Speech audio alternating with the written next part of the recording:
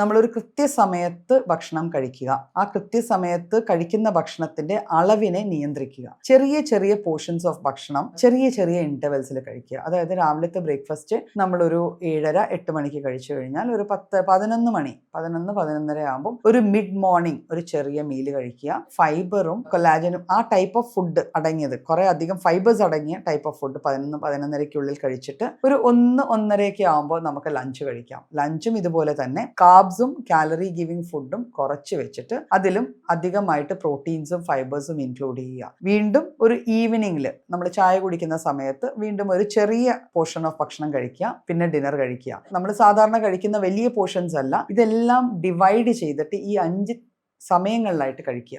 അപ്പോൾ ഇത്തരത്തിൽ ഭക്ഷണം ക്രമീകരിച്ചാൽ ഒരു ഡയബറ്റിസ് എസ്റ്റാബ്ലിഷ് ആയിട്ടുള്ള ഒരു പേഷ്യന്റിന്, ഡയബറ്റിസ് ഓൾറെഡി ഉള്ള പേഷ്യന്റിന് ഡയബറ്റിക് കൺട്രോൾ, അതായത് ഇൻസുലിൻ സ്പൈക്സ് വരാതെ ഇൻസുലിൻ റെസിസ്റ്റൻസ് കൂട്ടാതെ അത് പൂർണ്ണമായിട്ടും ഒരു നോർമൽ റേഞ്ചിലേക്ക് കൊണ്ടുവരികയും ചെയ്യാൻ സാധിക്കും.